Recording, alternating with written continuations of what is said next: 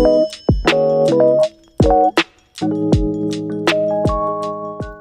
back to Life with God Ministries, where we do life with God. What's up, y'all? It's your girl T Jakes, and today is the 1-year anniversary of my baptism. So let's take a look back at all the ways that God has transformed my life and renewed my mind.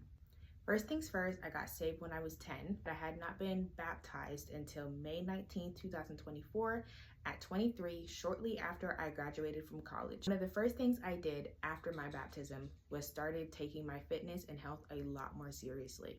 I began to invest in myself by eating healthier, going to the gym, increasing my cardio, strength training, and of course, protein intake. The first 3 months, I thought I was a dud and I'd never lose weight.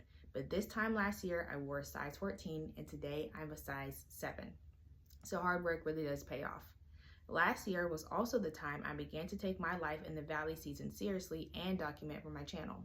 I decided I wanted to go out more, which was aided by my newfound confidence that I had gotten from going to the gym and working out consistently, and of course the encouragement of my friends. I started reading again, especially the Bible, swimming again, learning new things again.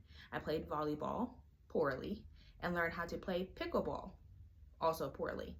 I volunteered more, went to more concerts, started a new job, realized my passion for film had never ceased, and quit my job, got more film opportunities, updated my goals, celebrated my friends, celebrated my family, learned how to evangelize, that was new, learned how to work behind the camera, learned I still wanted to be in front of the camera, and started creating more opportunities for me to do so. What you don't see is the many times I fell flat on my face because it doesn't make for a cutesy YouTube vlog. But trust me, I did a lot of falling, a lot of crying, a lot of stretching, and I spent a lot more time in God's Word. What I'm most grateful for this past year is God bringing me closer to Him even while I was in the valley.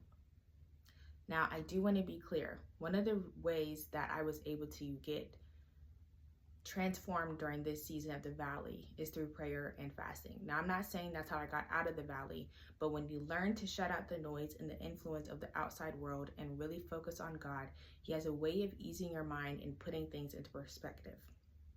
But I'm no longer in the valley. I have a clear direction of where I'm going and a more intimate relationship with God. My valley may not look like your valley, and that's fine, but I wanted viewers to know that there was and always will be a way out, and they're not alone. One of the lies the enemy tells us is that we are alone in our walk with God, and that when bad things happen, it's always our fault. I was so deep in the valley that looking back, I realized I needed to be there so that I could want more for my life. I didn't recognize my pattern of settling until I was left repeatedly disappointed.